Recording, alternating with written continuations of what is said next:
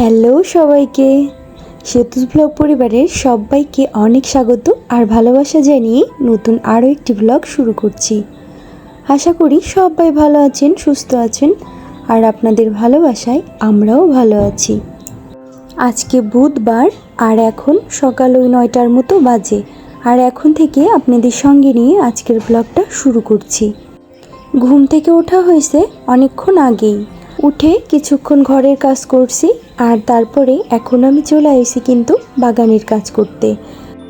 গাছের খাবার দাবার যদি আমি ঠিক করে না দিই তাহলে কিন্তু গাছও আমাকে ঠিকভাবে ফুল ফল দেবে না। তো ওই স্বার্থের জন্যই গাছের যত্ন তো করতেই হবে। আর এখানে আমি গাছের খাবার হিসাবে কিন্তু সবসময় কলার খোসাটাই দেই। আমি কিন্তু বাইরে থেকে গাছের জন্য কোনো রকম সারই কিনি না। কলার খোসা, তারপরে ডিমের খোসা, চায়ের পাতা, এগুলো দিয়েই সার বানিয়ে তারপরে দিই গাছে। আর এতেই কিন্তু আমার গাছে যথেষ্ট পরিমাণে ফুল দেয়। আজকে বেডরুমটা পরিষ্কার করে নিব। আর সব রুমের থেকে না এই রুমটাই দেখি একটু বেশি তাড়াতাড়ি নোংরা হয়ে যায়। এই রুমটা পরিষ্কার করাও হয় বেশি, আবার নোংরাটাও হয় কিন্তু বেশি। আর মাকড়সাটা না ইদানিং একটু কমছে। বৃষ্টির দিনে নাকি মাকড়সাটা একটু বেশিই বাড়ে আর এই টাইমে একটু কম থাকে, কোনো একজনের কাছ থেকে আমি শুনেছিলাম। আর টিভির এই পাশটাতেও না বেশ মাকড়সা পড়ে যায়, আর খেয়ালও থাকে না এই পাশটা পরিষ্কার করার সব দিনে।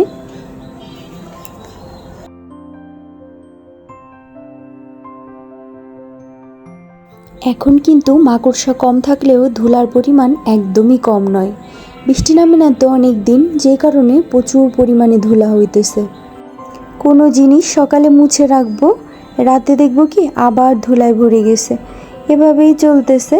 আমি আগে ভাবতাম কি যে উপরের দিকে হয়তো বা ধুলা কম থাকে, কিন্তু না, উপরের দিকে মনে হয় আরও বেশি ধুলা থাকে। আর আমাদের সামনে আবার রাস্তা, তো গাড়ি ঘোড়া যায়, তো ওই কারণে হয়তো বা ধুলাটা একটু বেশিই পড়ে। ফ্যানটা না মুছতে আমার একটু কষ্টই হয়। প্লাস্টিকের চেয়ার খাটের উপর রেখে তারপরে মুছি। অসিতকে দিয়েই মোছালে ভালো হয়, কিন্তু ওর জন্য আবার কতক্ষণ অপেক্ষা করব, কখন ওর সময় হবে, এজন্য ওর জন্য আর রেখে দিই না, আমি নিজেই মুছে ফেলি। আর ফ্যানটাও সাদা রঙের, তো যে কারণে পরিষ্কার করে রাখলে কিন্তু দেখতে বেশ লাগে। ফ্যানটার বয়স কিন্তু 4 বছর হয়ে গেছে, কিন্তু দেখে একদমই বোঝা যায় না, একেবারে নতুনের মতো লাগে যখনই মুছি। ওই যে মাঝে মাঝে পরিষ্কার করে রাখি, যে কারণে দেখতে এমন নতুনের মতোই রয়ে গেছে। আর আজকে বিছানার চাদরটাও উঠিয়ে নিব, এই কারণেই ফ্যানটা মুছলাম, যেহেতু বিছানার চাদরটা উঠাবই, তো ফ্যানটাও মুছে নেই। আমি না বিছানার চাদর উঠালেই ফ্যানটা মুছে নেওয়ারই চেষ্টা করি সব দিনই।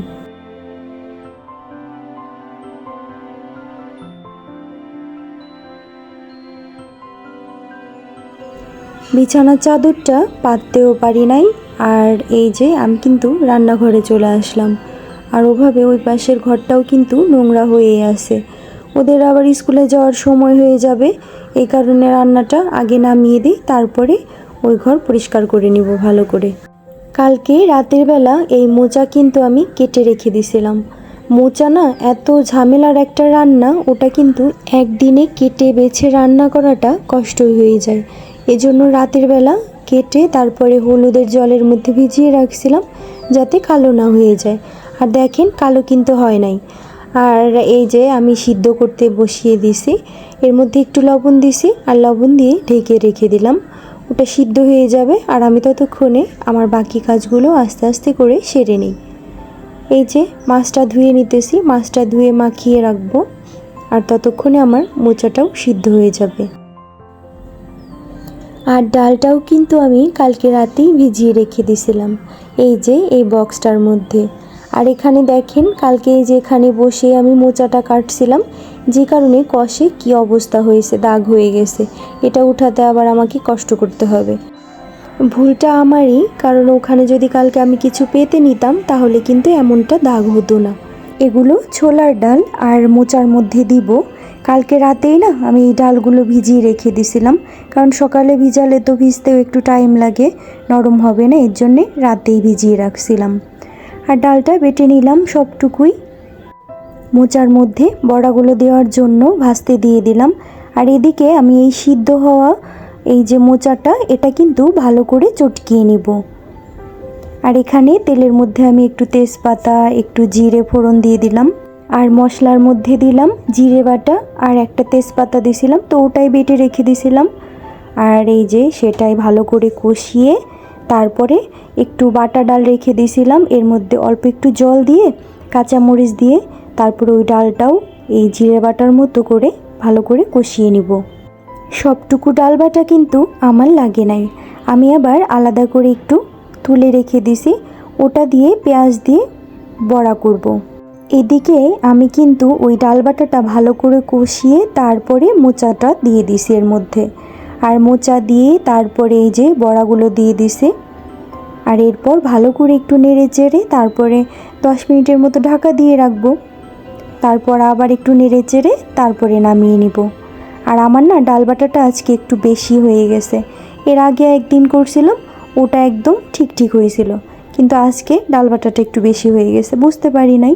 তবে স্বাদটা কিন্তু একদমই খারাপ হয় নাই, অনেক ভালো হয়েছে। এই ধরনের তরকারিগুলো হলে না আমার কিন্তু মাছ মাংস এসব কিছুই লাগে না, আমার অন্তত অনেক ভালো লাগে। অসিতা স্যুপ তো এতটা ভালো খায় না, মোটামুটি খায়। আর কিছুদিন আগে করছিলাম ওটা আবার অসিতের অনেক ভালো লাগছিল, এজন্যই নিয়ে এসে যে আজকেও রান্না করে দিও।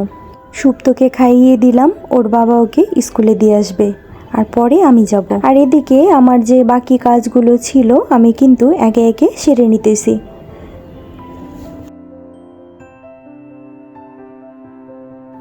চলে আসলাম রান্নাঘর পরিষ্কার করার জন্য, সব রান্নাই হয়ে গেছে। আর এই যে সুপ্ত বের হয়ে গেল স্কুলের জন্য।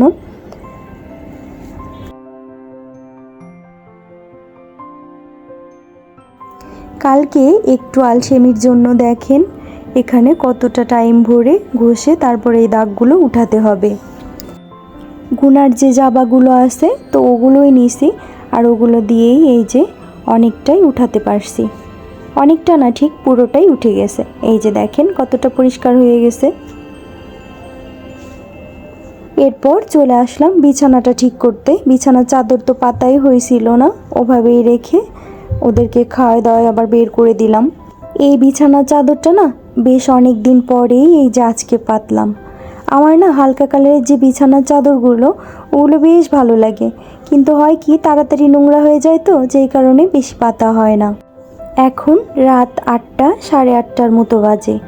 আর এই যে আমি সকালবেলায় না এই ডাবড়িগুলো ভিজিয়ে রাখছিলাম, চটপটি যেটা দিয়ে হয় ওইটা, তো ওইটা মাংস দিয়ে আজকে রান্না করব।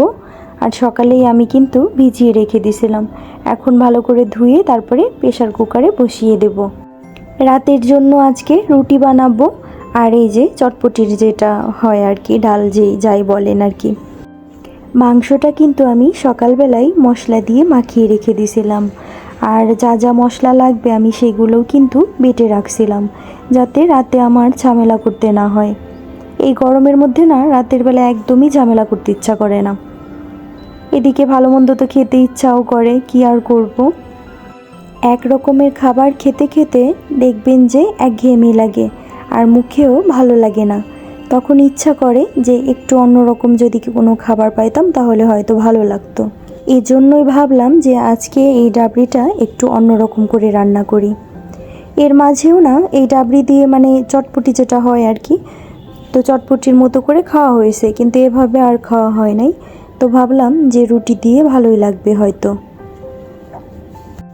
অসিত তো ঘুমাইছে আর উঠেই কিন্তু দোকানে চলে যাবে, আর এখন যাবে আর আস্তে আস্তে অনেক রাত হয়ে যাবে। তাই বললাম কি যে এখন একটু গরম গরম খেয়ে যাও, আর রাতে এসে যদি ইচ্ছা করে তাহলে খেয়েও, আর যদি ইচ্ছা না করে তাহলে আর খাওয়ার দরকার নাই। এই যে ওর জন্যই বেড়ে দিতেছি।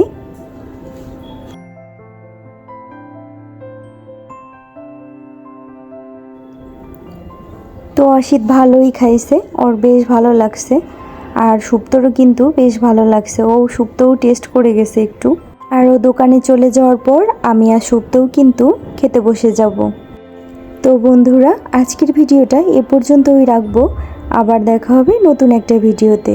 ততক্ষণ পর্যন্ত সবাই ভালো থাকবেন, সুস্থ থাকবেন, সাবধানে থাকবেন। আর ভিডিওটা যদি একটুও ভালো লেগে থাকে অবশ্যই একটা লাইক করে দিবেন।